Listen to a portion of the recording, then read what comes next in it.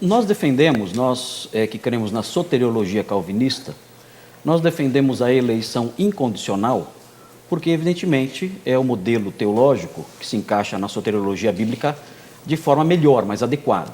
Até porque, sem ainda olhar diretamente no texto bíblico, é evidente que se Deus escolhesse alguém, porque viu nessa pessoa, ou anteviu nessa pessoa, na sua história, no modo como ele desenvolveria a sua fé, eventualmente no futuro, se isso acontecesse, se Deus escolhesse alguém com base nisso, evidentemente a eleição seria por mérito. Deus não elegeria pela graça. A eleição seria uma recompensa pela fé prevista.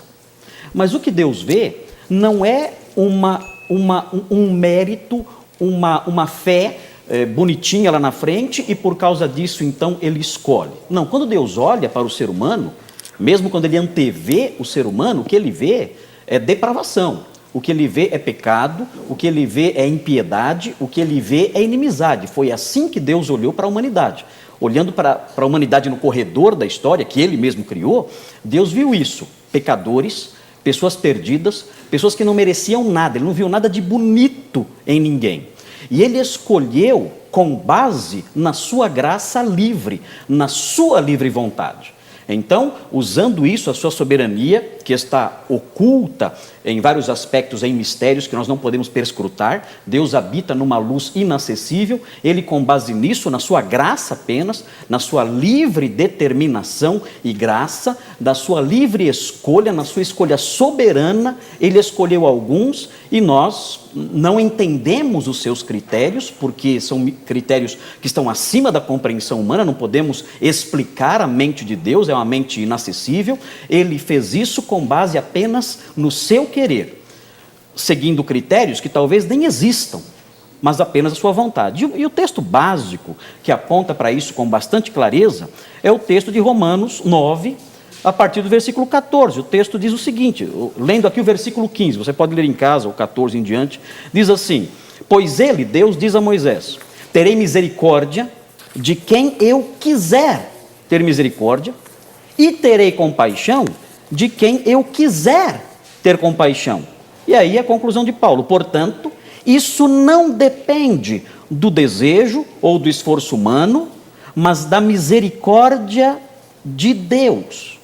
Pois a Escritura diz a Faraó, eu o levantei exatamente com este propósito, mostrar em você o meu poder, e para que o meu nome seja proclamado em toda a terra. Portanto, ele prossegue, Deus tem misericórdia de quem Ele quer, e mais, agora, isso aqui coloca mais pimenta na discussão.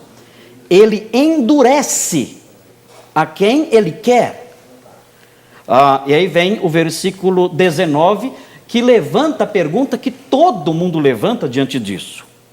Mas algum de vocês me dirá, então por que Deus ainda nos culpa? Pois quem resiste à sua vontade? Se depende só da vontade dele, Paulo aqui levanta coloca aqui uma pergunta que as pessoas geralmente fazem diante dessa doutrina, que é difícil realmente de entender, e ele prevendo, ele antevendo o levantamento dessa questão, ele coloca, por que Deus ainda nos culpa? Pois quem resiste à sua vontade? E aí a resposta dele, mas quem é você, ó homem, para questionar a Deus? Acaso aquilo que é formado pode dizer ao que o formou, por que me fizeste assim?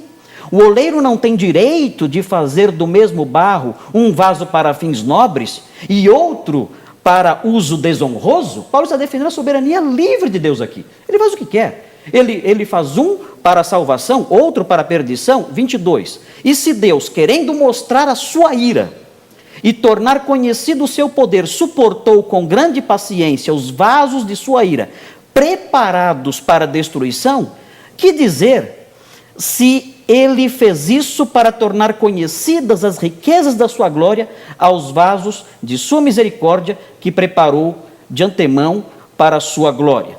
Se Deus quis agir assim, se Deus quis escolher alguns para a salvação, independente da pessoa, mas com base apenas na sua soberana vontade, quem somos nós para questionar a livre determinação de Deus? E eu quero, nesse debate aqui, junto com o nobre colega que já foi apresentado, eu quero mostrar isso para o telespectador, através das perguntas que vou fazer e através das respostas que pretendo dar, com a ajuda de Deus, às questões que serão levantadas.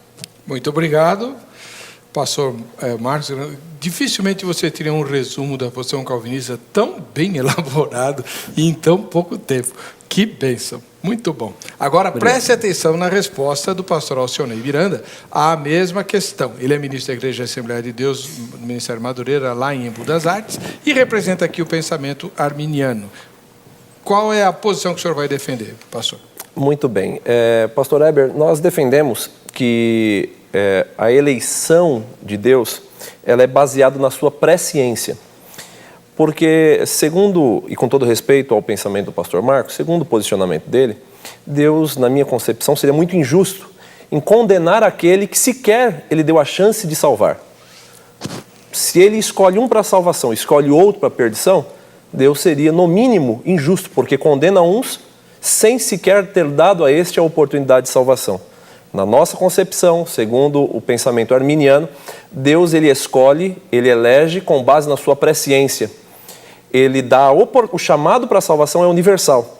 Segundo o pensamento do pastor Marcos, alguns que estão nos ouvindo nesse momento, nos vendo pela televisão, não foram chamados para a salvação. E por mais que você queira, você não terá oportunidade. Segundo o pensamento do pastor Marcos, na minha concepção, o chamado para a salvação é universal. Vinde a mim, todos que estáis cansados e sobrecarregados, e eu vos aliviarei. O chamado é universal. Você que está nos ouvindo também tem oportunidade de salvação. O que vai determinar a nossa salvação não é o nosso mérito, a nossa capacidade de nos auto-justificar diante de Deus, porque somos incapazes de tal feito. O que vai determinar a nossa salvação ou não é nós aceitarmos pela fé, e aí entra o nosso livre-arbítrio, o direito de escolha, de aceitarmos pela fé o sacrifício expiatório de Jesus como suficiente para me justificar. Então, em cooperação, eu tenho que querer, eu tenho que desejar. Na medida em que eu desejo, na medida em que eu quero, na medida em que eu aceito, isso não me torna justificado, mas isso faz com que o sacrifício de Cristo ele possa ser suficiente para me salvar. E aí então eu fui eleito e escolhido para a salvação. Mas o chamado é universal. Deus sabe se eu serei ou não fiel. Deus sabe se eu serei ou não fiel até a morte. Deus conhece, mas o chamado é universal. Deus não interfere na minha escolha. Deus deixa que eu escolha, que eu faça a minha escolha, mas Ele já sabe se eu vou ser ou não fiel, mas Ele não interfere nessa minha escolha. Então essa posição da eleição é baseada na presciência. Na presciência de Deus. Há muitos textos bíblicos, pastor Heber. O pastor Marcos citou um texto que eu respeito muito. Veja, esse debate não começa aqui. Isso vem desde o século XV e XVI. Então não adianta a gente querer aqui esgotar essa discussão. É importante que você que está aí, que talvez não teve a oportunidade de participar de um curso teológico, que você entenda que isso não vai esgotar aqui, assim como muitos anos ainda virão e essa discussão ela continuará. Deus é soberano.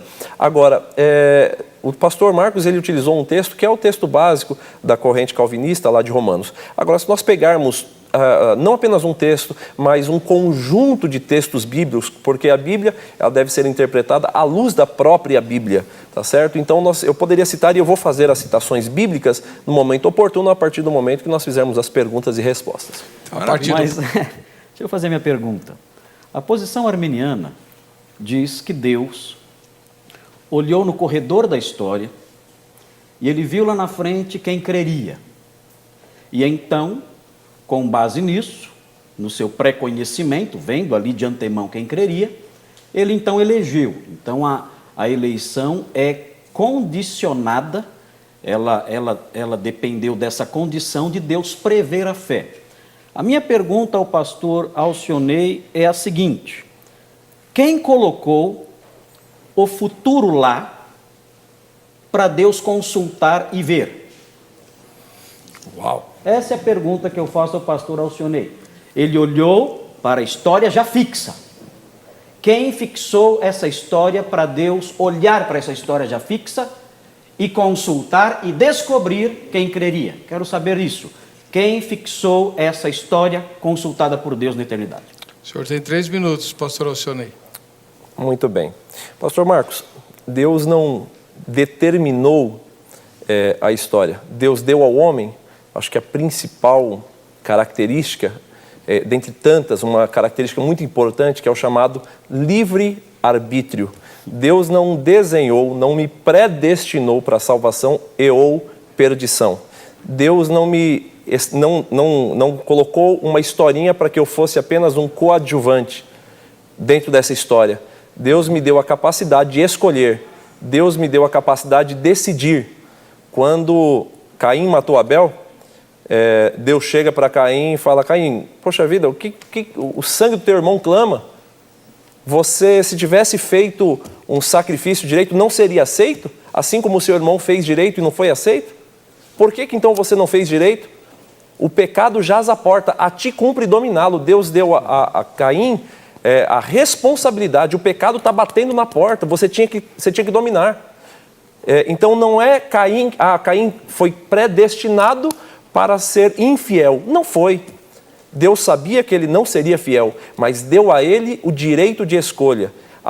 A história da minha vida não é construída previamente por Deus. A caneta da história da minha vida, eu tenho o direito de tomar das mãos de Deus e dizer: Deus, eu que vou escrever do meu jeito. Agora, obviamente, a melhor opção é dizer: Deus, está aqui a caneta da minha vida, escreva ela. Deixar que Deus controle a minha vida, as minhas decisões. Caim matou Abel e teve a opção, o próprio Deus. E aí o texto diz, eu vou responder aqui com o texto bíblico, o texto que está lá em Gênesis capítulo 4, versículos 6 a 7, diz assim: E o Senhor disse a Caim: Por que te iraste? E por que descaiu o teu semblante? Se bem fizeres, não é certo que serás aceito? Ou seja, a história de Caim estava escrita por Deus previamente, como quer fazer entender o pastor Marcos? Não. O movimento calvinista? Não. A história de Caim não estava escrita previamente. O próprio Deus diz para ele: se fizeres bem, não é certo que serás aceito. É certo, porque Deus é justo. E se não fizeres bem, o pecado jaz à porta, e sobre ti será o seu desejo, mas sobre ele deves dominar. Então, Deus escolhe com base na sua presciência. Deus sabia que Caim ia matar seu irmão? Sabia. Agora, ele já previamente escreveu a história de Caim? Absolutamente não. Nós temos uma responsabilidade nesse aspecto, pastor.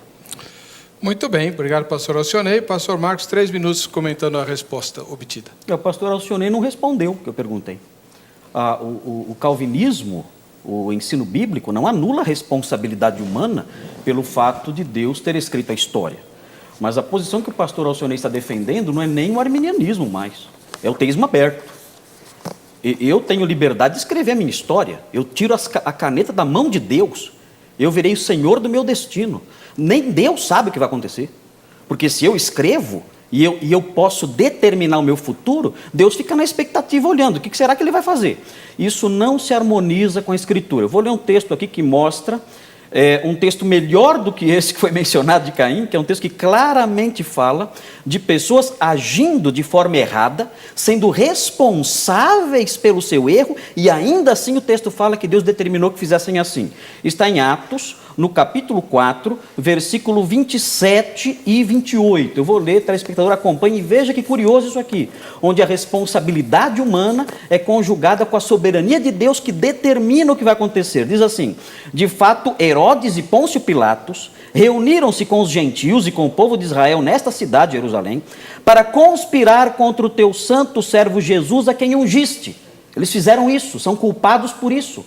Herodes, Pôncio Pilatos são responsabilizados na Bíblia por isso. São pecadores porque conspiraram contra Jesus. Versículo 28, veja agora a sequência aqui, e como existe uma tensão que o calvinismo aceita. O calvinismo anula essa tensão. Ela existe, é um mistério de Deus. Veja o que diz o 28.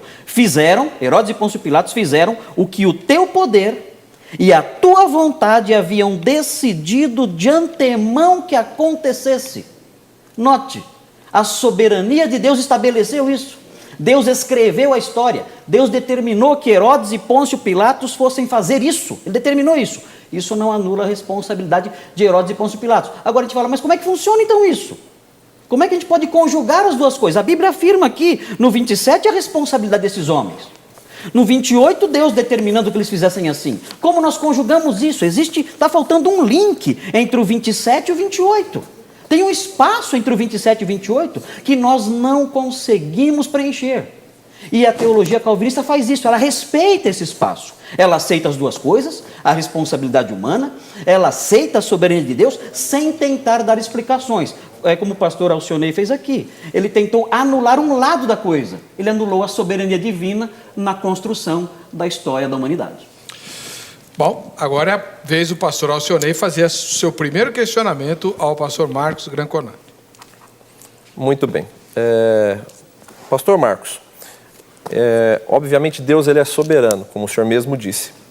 E em virtude da sua soberania, ele escreve a história dele que não está... Deus não precisa que eu aceite a história dele para que ele escreva a história. Porque se eu não quiser participar da história dele, Deus ele levanta outro, Deus ele tem os seus meios porque ele é soberano. Pergunta que eu faço ao senhor. Deus deseja salvar a todos ou escolhe apenas alguns para a salvação? Deus faz acepção de pessoas? Deus escolhe a todos para a salvação? Ou Deus quer salvar a todos? Ou ele escolhe alguns para a salvação e ele faz acepção de pessoas? Essa é a pergunta. Essa é a pergunta. Okay. 3 minutos. Posso responder? Agora. Deus não vai salvar todos porque essa não é a sua vontade. Deus não faz acepção de pessoas. Quando o texto de Tiago diz que Deus não faz acepção de pessoas, geralmente os arminianos entendem isso errado. Pensam que o fato de Deus escolher um e não escolher outro, ele está fazendo acepção de pessoas. O texto que ensina isso, o texto que fala sobre isso, não está dizendo não está supondo esse ensino, não. Quando fala que Deus não faz acepção de pessoas, está dizendo que Deus ele não faz distinção entre judeu e gentil, entre rico e pobre, entre pessoas que são autoridade e pessoas que são de baixa classe social. É nesse sentido que Deus não faz acepção de pessoas. Agora, Deus salva quem Ele quer. E Deus, a Bíblia mostra, é um mistério dele, isso aqui, que Deus tem as pessoas que Ele escolheu para a salvação, para manifestar nelas a sua graça e amor, e as pessoas que Deus escolheu para manifestar nelas a sua ira.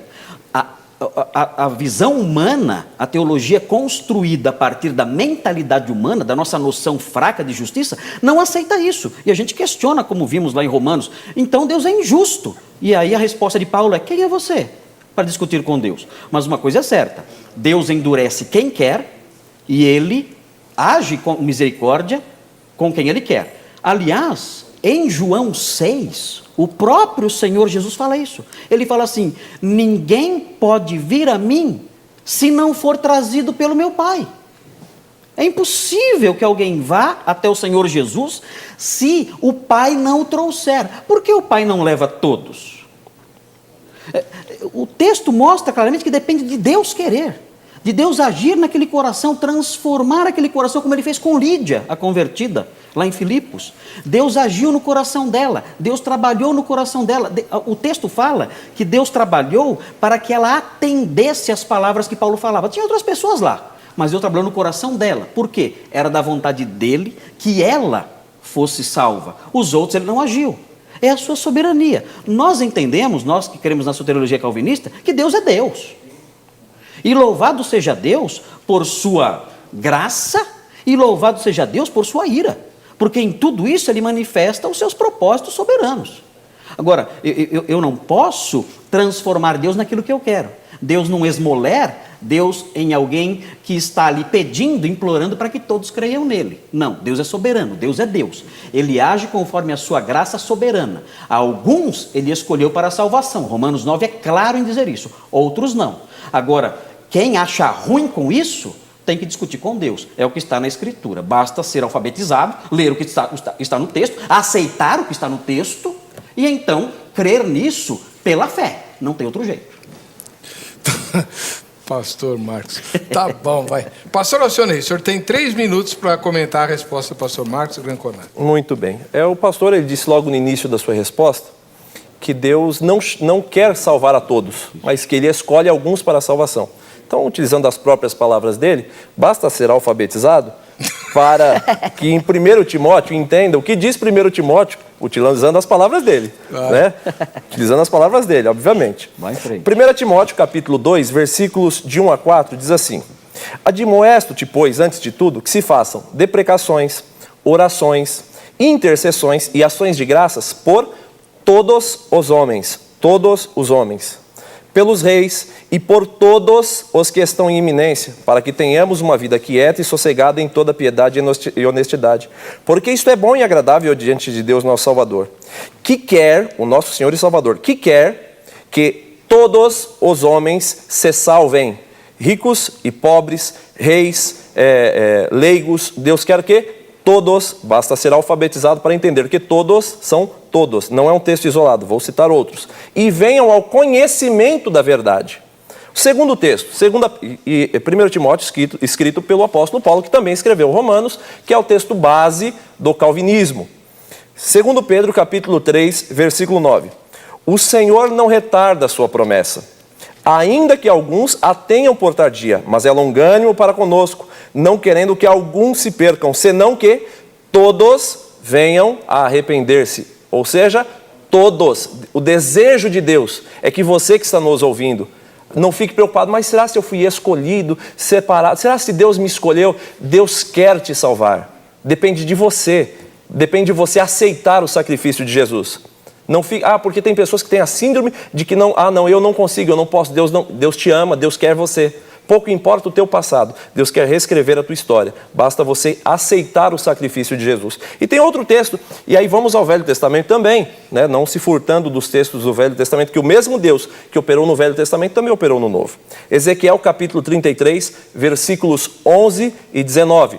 Diz assim: dize-lhes, vivo eu, diz o Senhor Deus, que não tenho prazer na morte do ímpio, mas em que o ímpio se converta do seu caminho e viva.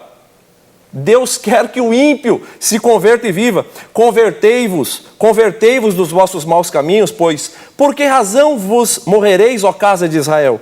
Tu, pois, filho do homem, dize aos filhos do teu povo, a justiça do justo não o livra no dia da sua transgressão. Realmente, nossa justiça não nos livra do dia da transgressão, porque nós não somos autojustificáveis. E quanto à impiedade do ímpio, não cairá por ela no dia em que se converter da sua impiedade, nem o justo poderá viver pela sua justiça no dia em que pecar.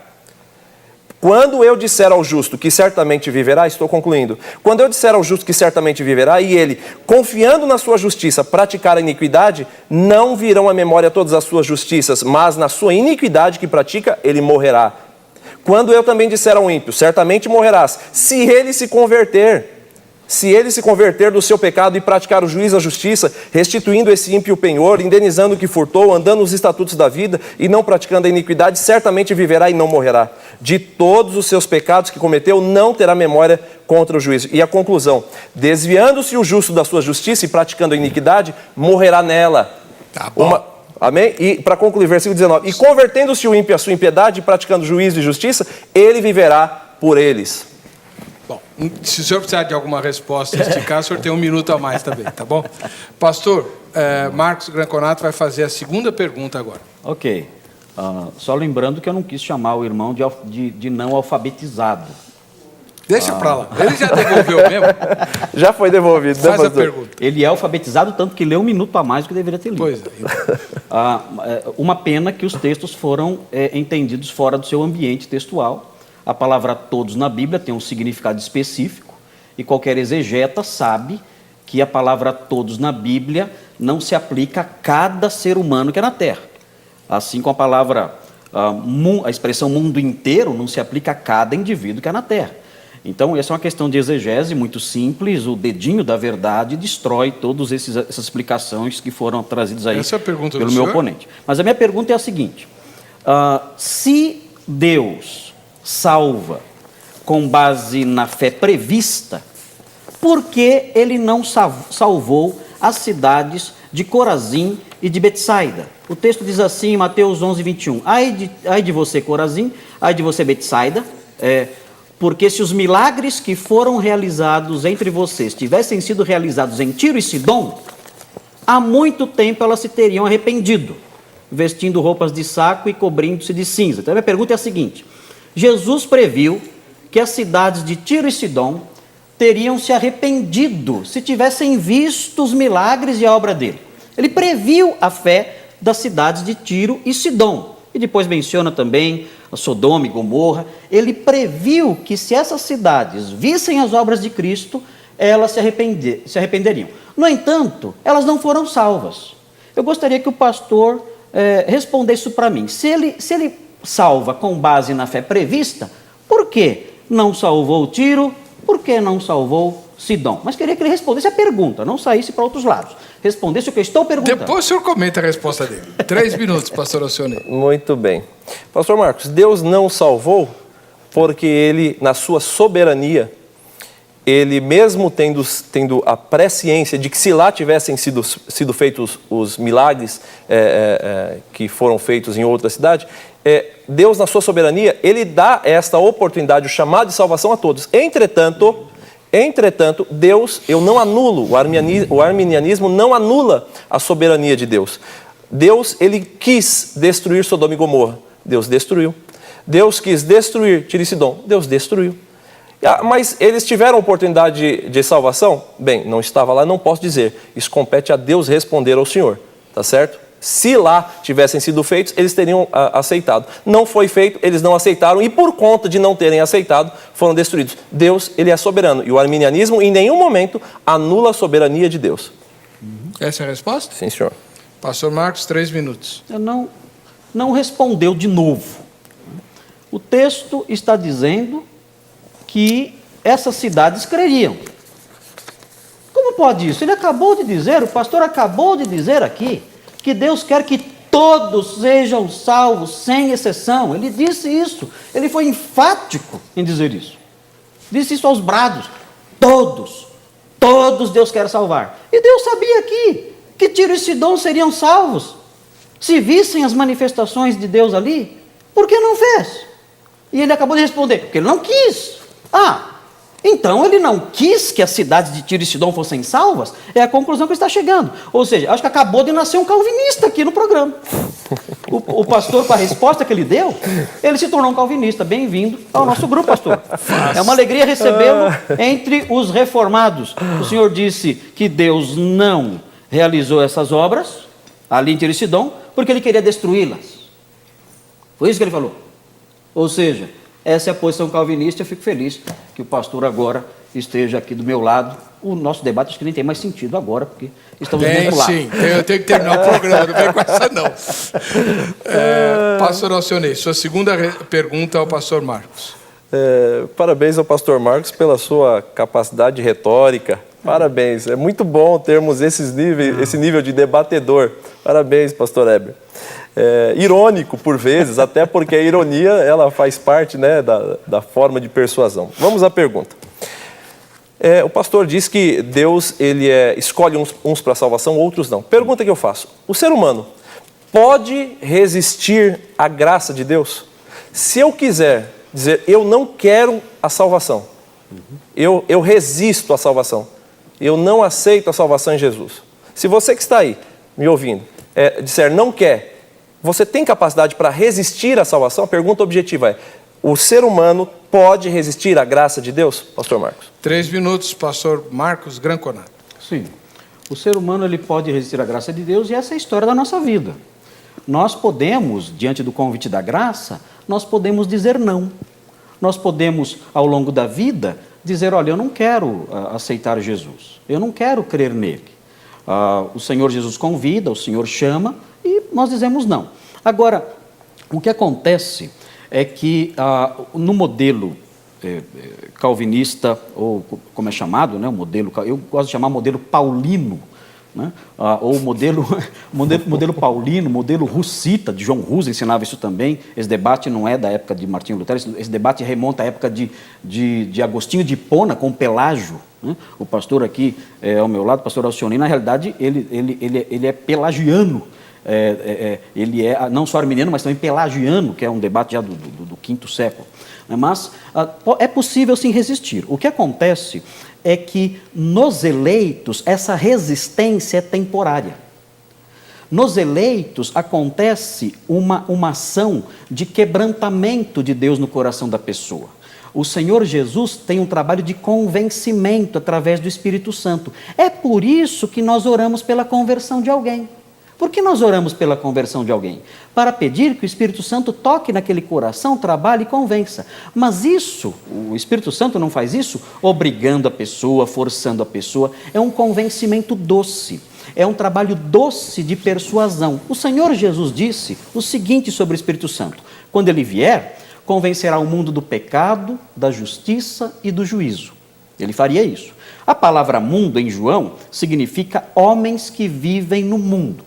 É isso que significa. Não são todos indivíduos do mundo, mas homens que vivem no mundo todo, judeus e gentios, de todas as raças, de todas as origens, de todas as classes sociais.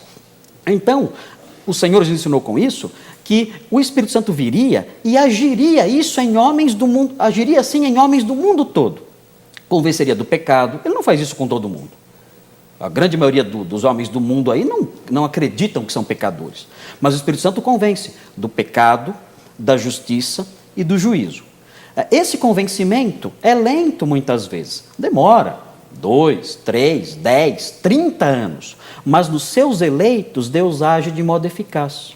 E aqueles que ele escolheu, ele também chama, de acordo com Romanos 8, essa chamada pode ser resistida por um tempo, mas depois de um tempo de resistência, ele convence através da atuação do Espírito Santo, conforme aprendemos em João, convence do pecado, da justiça e do juízo. Depois que ele chama, ele justifica, de acordo com Romanos 8, e depois que justifica, aí aguardamos a glorificação, ele glorifica. Mas é possível sim uma resistência temporária. O apóstolo Paulo mesmo resistiu. O apóstolo Paulo mesmo, o Senhor Jesus disse para ele: Paulo, dura coisa é recalcitrares contra os aguilhões. Ele estava resistindo à graça de Deus, mas no final ele foi vencido. No final, a vontade soberana e eletiva de Deus sempre prevalece. Deus toca no coração, amolece a quem quer, diz o texto bíblico. Muito obrigado, pastor Alcionei. Tem 3 minutos para comentar a resposta do pastor Marcos Granconato. Pastor Marcos, é interessante que ele se utiliza da ironia, né? E eu vou usar das palavras dele. O pastor Marcos não me respondeu. E eu acabo de receber o pastor Marcos dentro da corrente arminiana. Porque ele diz que o homem pode resistir à graça de Deus. Só que ele diz, primeiro ele começou, não, é possível sim resistir à graça de Deus. Aí depois ele emenda e diz, é possível temporariamente. Isso. É possível ou não é possível? Temporariamente. Ele diz que pode, é possível resistir. Depois ele diz que não pode. Ora, se o homem pode resistir à graça de Deus, se o homem tem esse poder por conta do livre-arbítrio, e é isso que nós defendemos, você tem o livre-arbítrio e o direito de escolha, você pode resistir à graça de Deus, ao chamado de Deus, você pode resistir. O pastor diz que pode, e a nossa corrente. Só que depois ele diz, mas os eleitos não conseguem. Ora, então não pode. Ou pode ou não pode. Se a pessoa pode resistir à graça de Deus, ele não será salvo, ainda que se eleito. Ele foi chamado. Ele recebeu o chamado da graça universal, da salvação universal, mas ele não aceitou. Ele resistiu. E se resistiu, qual é o resultado, qual é a consequência de quem resiste ao chamado de Deus? Mesmo se eleito. Ora, então ele não foi eleito, ele foi chamado. A consequência é, se você foi chamado, mas se você não aceita pela fé, e isso não é mérito teu, é mérito de Cristo na cruz do Calvário, você apenas aceitou, você disse, não, eu aceito, Deus te deu o livre-arbítrio, o direito de escolha, aí o Espírito Santo ele vai ter a legitimidade para atuar na tua vida. Usando de textos bíblicos, né, como o pastor, inclusive, ele faz sempre Romanos 8, Romanos 8, Romanos 8, Romanos 8, como se a Bíblia tivesse apenas o livro de Romanos. Apocalipse capítulo 2, versículo 5. Aqui João escreve à igreja de Éfeso, chamando eles a um arrependimento. Eles estavam resistindo à graça e Deus chama eles a um arrependimento. Lembra-te, pois, de onde caíste e arrepende-te e pratica as primeiras obras, quando não, brevemente a ti virei e tirarei do seu lugar o teu castiçal. Se não se arrependeres, se não se arrepender, vai ser condenado.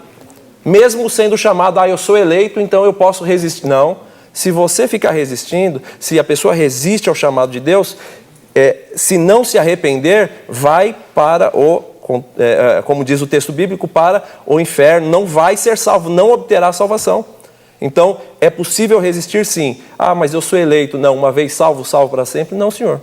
Aceitou a fé, está vivendo nos caminhos do Senhor, mas se ficar resistindo ao chamado de Deus, viver uma vida dissoluta no pecado, resistindo ao chamado para produzir o fruto do Espírito, Infelizmente, se não se arrepender, vai ser condenado sim. Muito obrigado. Ok. Pastor Alcionei, a Bíblia diz que Deus é quem concede a fé. Filipenses 1:29. Pois a vocês foi dado o privilégio de não apenas crer em Cristo. Foi dado. Vocês receberam o privilégio de não apenas crer em Cristo, mas também de sofrer por Ele. O livro de Hebreus diz que Jesus é o autor e consumador da fé. Em Filipenses 2, nós aprendemos que Paulo fala que pela graça sois salvos mediante a fé, e isto, esse processo todo, não vem de vós, é dom de Deus. Se é Deus quem concede tudo isso, concede a fé, concede a graça, concede o crer, por que ele tinha que prever quem iria crer, se é ele o autor disso tudo? Então eu gostaria que o pastor respondesse, mostrasse aí sua base bíblica, e se ativesse a pergunta, não escapasse de Depois o senhor comenta a resposta. Que não tem nada a ver com o que eu perguntei. Então, quer refazer a pergunta? Não, é essa a pergunta. Pastor Alcionei, 3 minutos. Muito bem. O pastor disse, Deus ele é o autor e consumador da nossa fé? Sim, o texto bíblico deixa isso claro. Agora, é interessante que existem 3 tipos de fé. Uma fé comum, uma fé, o dom da fé, a fé universal, a fé comum e o dom da fé. A fé universal todos têm, é a capacidade de acreditar em alguma coisa. Todos nós temos a capacidade, é uma fé universal. O ser humano tem isso naturalmente, capacidade de acreditar. Céu, inferno, não acreditar em nada, acreditar no homem, acreditar numa imagem. Todos temos essa capacidade de crer em alguma coisa. Isso é um dom de Deus dentro de nós. Ele é o autor e consumador da nossa fé e eu já vou chegar lá. Não é essa fé universal que nós estamos falando, isso é uma aptidão nata de todo ser humano. Segunda fé, a fé comum, é a fé que opera para a salvação. A capacidade de crer que Jesus Cristo, Ele é o nosso único e suficiente Salvador. Esta fé comum, aqueles que comungam dessa fé, ela opera para a nossa salvação. E depois nós temos o dom da fé, como um dom do Espírito, que é aquela capacidade de acreditar não apenas na salvação, mas é a capacidade de crer naquilo que os nossos olhos não veem, é a capacidade de crer no impossível, de ter a convicção de que o milagre vai acontecer, mesmo que nós não estejamos vendo o milagre. É a capacidade de dizer, como disse Moisés, olha, aquietai-vos e vede, olha, o livramento que o Senhor vos dará, porque os egípcios que hoje vedes, nunca mais vereis. Ele já via pelos olhos da fé o milagre acontecendo. Eu entendo que a pergunta que o pastor colocou diz respeito à fé comum, a fé que opera para a salvação. Essa fé que opera para a salvação, o pastor coloca que é Deus que dá ao homem, e se vem dele, por que então ele vai ter essa presciência dos que vão aceitar ou não essa fé, se é ele mesmo quem dá? Veja, o calvinismo defende a teoria da depravação total, que o homem ele não tem absolutamente mais nada da imagem e semelhança de Deus. Fomos totalmente depravados pelo pecado. Nós entendemos que ainda existe dentro de nós a nossa consciência, a nossa capacidade de acreditar, a nossa capacidade de julgar entre o certo e o errado. E isso é o que restou de Deus dentro de nós. Tá certo? Então, nesse aspecto, a fé, ela vem pelo ouvir, e o ouvir da palavra de Deus. A mesma Bíblia também diz isso, que a fé ela vem do ouvir, e o ouvir da palavra de Deus. A fé nasce no meu coração, na medida em que eu disponho a minha vontade em ouvir a palavra de Deus. E aí a fé vai nascendo. Isso é um dom de Deus, sim. Mas eu tive a minha parcela de cooperação. Ou seja, eu quis ouvir, eu dei atenção. Você que está nos ouvindo e nos vendo nesse momento, você está aí assistindo, poderia estar fazendo outras coisas, mas está aí, quem sabe Deus está fazendo nascer dentro de você a fé para que ela venha operar para a salvação. É de Deus isso na tua vida. Muito bom. Deus que está dando. Obrigado, pastor. Daqui a pouco você vai fazer um apelo aqui. Mania de pastor, né, seria pastor? Bom, seria bom. Mania de pastor. 3 minutos, pastor Marcos, para comentar a resposta do pastor Alcionei. É difícil, é muito fácil ser arminiano. É muito fácil, porque você não tem que lidar, como arminiano, com as questões sérias da teologia. A teologia apresenta dilemas, apresenta problemas complexos, e quando você dá uma resposta desse tipo, que nós ouvimos agora aqui, é uma resposta evasiva, uma resposta que não lida com o problema, não lida com a questão, é uma resposta que se esparrama pelos lados e não enfrenta o problema de frente. É difícil prosseguir numa discussão mais aprofundada, mais séria, que leve em conta os grandes mistérios do cristianismo. Eu estava falando aqui sobre a fé salvadora, e o texto está falando, os textos que eu mencionei, todos eles, falando de fé salvadora, não está falando da fé lá que todo mundo tem, sei lá, em Saci Pererê, Nossa Senhora, essas coisas. O texto está falando, os textos que eu mencionei, os 3 que eu mencionei, falam da fé salvadora e apresentam essa fé como um dom de Deus. O calvinismo acredita, claro que o calvinismo acredita que as pessoas acreditam no que querem, têm capacidade para crer no que querem, claro. Mas a fé salvadora é uma dádiva sobrenatural de Deus, porque ela transforma o coração da pessoa. Ninguém pode desenvolver essa fé com base no seu simples intelecto e responder à mensagem com base no seu simples intelecto e aí cooperar com Deus na transformação da sua vida e na sua salvação pessoal. A salvação pertence ao Senhor, é obra dele.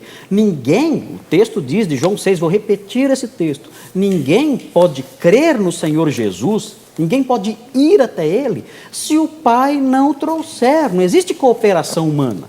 É o Pai que trabalha na vontade, convence do pecado, da justiça, do juízo.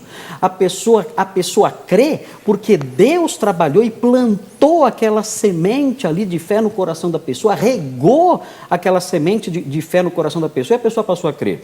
É por causa disso que ela crê. Nós não somos os originadores da fé. O autor da nossa fé tem um autor só. Não é você e Jesus. O autor da nossa fé é Jesus e ponto final. Uma palavrinha rápida aqui. O calvinismo não crê que a imagem de Deus foi erradicada do homem. Absolutamente.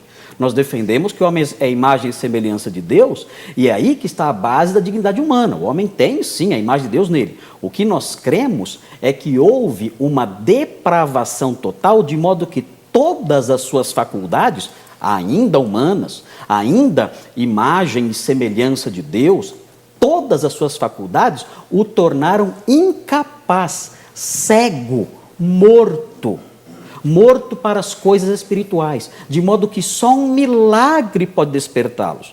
O apóstolo Paulo fala que antes da conversão nós estávamos mortos, não havia em nós nada. O que um morto pode fazer por si mesmo?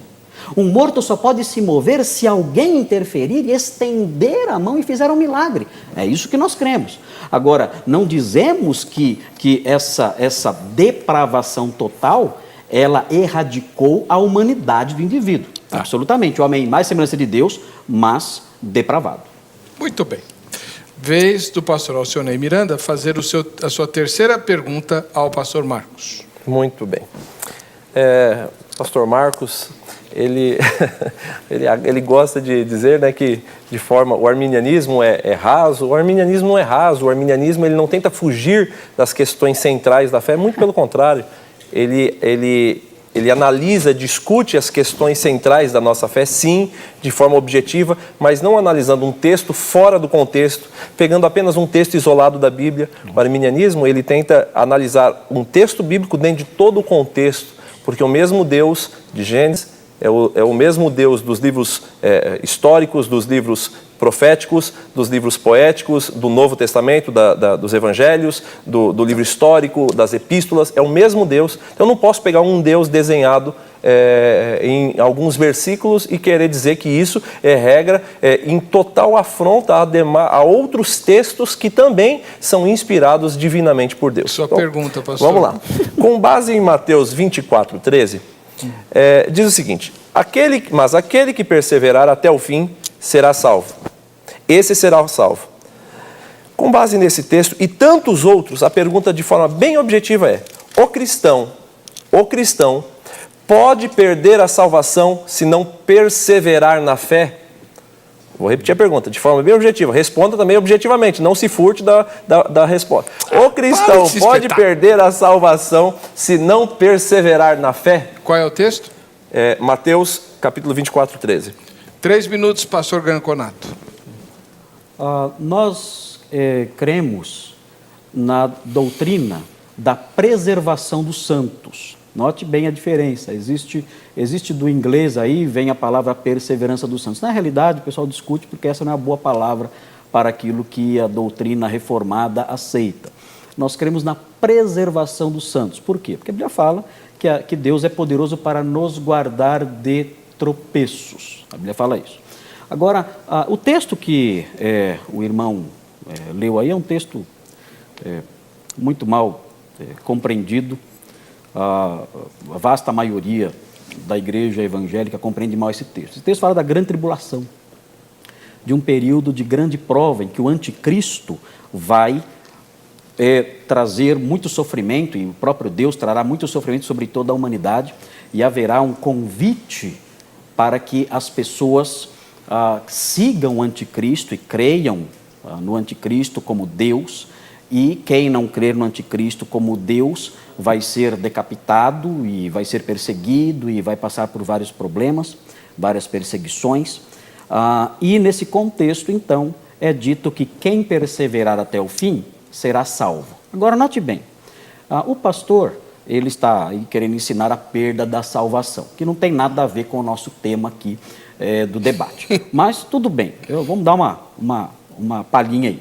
Se nós olharmos a Escritura como um todo, nós veremos que quem perseverar até o fim e que será salvo, perseverando até o fim, são exatamente os eleitos que Deus preserva. É só o pastor ler no mesmo capítulo o versículo 24. O versículo 24 fala assim: pois aparecerão falsos cristos e falsos profetas, que realizarão grandes sinais e maravilhas para, se possível, enganar até os eleitos. O que esse texto está dizendo? Que haverá um grupo que vai perseverar até o fim. O grupo que ele mencionou. Aqueles que perseverarão até o fim e que serão salvos. O texto fala sobre esse grupo. Esse grupo é quem? O versículo 24 explica. São aqueles que não poderão ser enganados. Aqueles que é impossível enganar. Os eleitos. Se possível, o anticristo e os falsos cristos os enganariam. Mas isso não é possível, então eles perseverarão até o fim. Agora, ele perguntou também se se o eleito persevera, é isso? Não, já está respondido. Está respondido já? Está respondido. Depois vai falar que eu não respondi? Não, está respondido. Respondi? Então, não, vocês ficam se espetando, vocês vão dar bola porque um fala do outro. Eu gosto de espetar, ele é jovem, eu gosto de cutucar os jovens para que os jovens... Pastor Alcionei Miranda, o senhor tem 3 minutos para comentar a resposta do pastor Marcos. Muito bem, eu havia perguntado ao pastor Marcos se o cristão pode perder a salvação se não perseverar na fé. E aí ele disse, ele não perde a salvação porque é eleito, né? Então indica que Deus olhou, né? Ele chama todos, vinde a mim, todos que estáis cansados e oprimidos, e eu vos aliviarei. Deus faz o chamado universal, ide por todo mundo, pregar o evangelho a toda criatura, quem crer e for batizado será salvo. Todo poder foi me dado nos céus e na terra, portanto, ide, ensinando-os, batizando-os em nome do Pai, do Filho e do Espírito Santo. Quer dizer, há um chamado universal, uma determinação do ide universal. Aí Deus olha e diz, não, esse aqui, ele é eleito, esse aqui eu vou escolher e vou chamar esse aqui para a salvação. Mas ele resiste, não persevera. Aí, segundo o calvinismo, o pastor Marcos expôs, aí Deus ele vai interferir no livre-arbítrio dessa pessoa para que ela aceite e ela retorne, porque a resistência é parcial e é provisória, temporária. E aí o outro que, vinde a mim, ele aceita, ele tem a fé, nasce a fé, ele ouve, a fé vem pelo ouvir, a fé nasce pelo ouvir, ele ouve a palavra de Deus, então começa a surgir a fé dentro do coração dele, e aí ele aceita a mensagem de salvação, só que ele não é eleito. Então desse aqui não tem jeito. Ora, o meu Deus é um Deus justo, gente.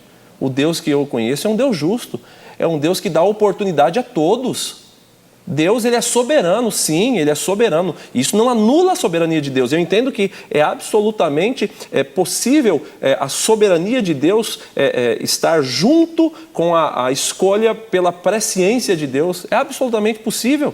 Deus, ele é soberano. Deus, ele nos permite pregar a todos. Uma pessoa aceita a fé, ele vem e aí ele persevera até o fim, paga o preço da santidade, paga o preço da santificação, mesmo tendo pouca força, não nega o nome de Jesus, está ali fiel. Ora, aí Deus vai dizer, não, você não é eleito, você vai para a perdição. Não pode, meu Deus é justo. Ele trata aos iguais de forma igual, aos desiguais de forma desigual. O argumento utilizado pelo calvinismo é, não, mas Deus escolheu Jacó e aborreceu Esaú. Deus escolheu Abel e não escolheu Caim. Ah, mas Deus, na sua presciência, conhecia o coração de Esaú. Deus conhecia o coração de Jacó. Deus, na sua presciência, conhecimento prévio das coisas, de como a pessoa reage a cada interferência externa, Deus conhecia o coração de Caim e Deus conhecia o coração de Abel. Deus, ele dá a oportunidade universal. Agora, se nós não perseverarmos até o fim, perderemos a salvação, sim. Deixa eu só realçar o seguinte. O pastor Alcionei, ele colocou na minha boca hipóteses que eu nunca disse. Ele falou que o calvinismo ensina que o indivíduo que aceita Jesus e crê e tem a fé e está lá firme e tal, de repente não é eleito e então ele está perdido. Eu nunca levantei essa hipótese, isso é criação dele, esse Frankenstein teológico do indivíduo que crê em Cristo e vai para o inferno, isso aí é criação absolutamente dele, eu jamais disse isso aqui. Então eu quero deixar isso bem claro. E quero realçar o seguinte, a Bíblia diz em Colossenses 1,12, esse é um argumento que foi levantado por Agostinho de Hipona nos seus debates contra os pelagianos no século IV, século V. Ele usou o seguinte texto no combate à heresia pelagiana, que ensinava exatamente o que o pastor Alcionei está ensinando. Dando graças ao Pai, que nos tornou dignos de participar da herança dos santos no reino da luz. Quando Agostinho leu esse texto, a frase que ele disse foi a seguinte: a graça de Deus não procura os homens de fé. A graça de Deus faz os homens de fé. A graça de Deus nos torna dignos. Ela não procura quem é digno, ela torna o homem digno para a herança celeste. Então seria um absurdo nós acreditarmos, em face de um texto como esse, e de toda a vasta evidência neotestamentária especialmente, todo o ensino de Paulo e tudo que nós aprendemos da própria boca do Mestre, do Senhor Jesus, seria um absurdo acreditar que Deus olha no corredor da história e tenta encontrar quem é digno, porque vê lá a fé na pessoa e vê que ela vai ser boazinha e vai responder ao apelo. Isso seria inaceitável, seria um absurdo, porque isso tornaria a salvação uma forma de recompensa, ela seria meritória. Eu não seria salvo pela graça, eu seria salvo porque Deus viu algo de bom em mim e então decidiu me salvar porque viu lá uma fé que eu teria e então decidiu me salvar. Nós não cremos nisso, isso se aproxima muito até do catolicismo, que crê na salvação meritória. Nós rejeitamos isso. Várias hipóteses que o pastor mencionou aqui e atribuiu ao calvinismo estão equivocadas. O calvinismo não ensina muitas coisas que o pastor disse que ensina. O calvinismo ensina o seguinte: Deus é Deus e é soberano. Nos seus passos, no rumo da salvação do homem, ele tem os seus eleitos, que ele escolheu livremente e soberanamente. Esses eleitos, ele trabalha neles. Ele os chama e os convence com a doce voz do Espírito Santo. Ninguém vai para o céu pela orelha. Ele os convence com docilidade, transforma seu coração e os conduz à fé e os sustenta na fé até o final, porque ele tem poder para isso. É isso que o calvinismo ensina. Agora, outras coisas, doutrina da perda da salvação, tudo isso são coisas que o cristianismo rejeita, o cristianismo não acolhe essas coisas, até porque, eu gostaria que o pastor até respondesse, ele já perdeu a salvação? E se ele perdeu, o que ele fez? para reconquistar. Não tem base esse ensino, porque isso coloca nas mãos do homem o seu destino eterno. Nós rejeitamos isso. Bom, é isso. Você vai ouvir agora o pastor Alcionei Miranda, lembrando que essas questões entre os arminianos e os calvinistas não se esgotam hoje, porque nós vamos continuar toda terça-feira até o último cânone de Dort, né? Bom, pastor Alcionei Miranda, ministro da Igreja da Assembleia de Deus, suas considerações finais. Muito bem. O pastor ele tenta fugir de algumas questões que são cruciais no que tange ao calvinismo. Em especial, não se perde a salvação. O pastor acabou de dizer, quando na verdade o calvinismo entende que só não perde a salvação quem não conquista, porque se não daria o mérito ao homem, e os eleitos não conquistaram, então eles não perdem. Só que ele diz, não perde porque não conquista. Só que os eleitos também não conquistaram, mas eles não vão perder. É isso que em síntese. Ou seja, ele entende que os eleitos não vão perder a salvação. E os que não são eleitos não têm condições, opção, possibilidade. Deus não deu opção a essas pessoas para conseguirem a sua salvação, aceitando o sacrifício de Cristo. Ou seja, o sacrifício de Cristo não é para a salvação de todos, mas é só de alguns escolhidos pela soberania de Deus. Nós também rejeitamos esse entendimento. Nós entendemos que a salvação ela é um dom de Deus, não há mérito algum em nós para a salvação. Entretanto, nós ouvimos a palavra, nós aceitamos pela fé, nasce a fé dentro do nosso coração e nós aceitamos, porque Deus nos deu livre-arbítrio, direito de escolha. Nós temos essa opção de escolher, e em virtude disso nós escolhemos, não, eu vou, ao invés de ficar em casa, eu vou assistir o programa Vejam Só, eu quero, ao invés de estar lendo uma revista, eu vou ler a Bíblia. Deus nos deu esse direito, e aí você passa a conhecer a Deus, e o Espírito Santo vai atuando dentro do teu coração, te convencendo do juízo, da verdade. Isso não é mérito nosso, gente, isso é mérito de Cristo, porque por mais que eu me esforce, se Cristo não tivesse morrido na cruz, o que seria de mim? Eu não tenho mérito algum na salvação, Cristo é que operou a salvação em mim, Cristo que opera a salvação em mim, mas eu precisei aceitar, e se eu quiser abandonar a fé, eu vou abandonar, e Deus vai deixar, porque Ele deu o livre-arbítrio, tá certo? Então, esse é o nosso entendimento, e a corrente arminiana, e como disse o pastor Heber, é uma discussão que não se esgota hoje, não se esgota, fazem 6 séculos aí que nós temos essa discussão, e muitos séculos mais, mas é importante que nós venhamos entender que Jesus Cristo é o único caminho que leva o homem à salvação, não há outro caminho. Pastor Marcos Granconato, sua primeira questão.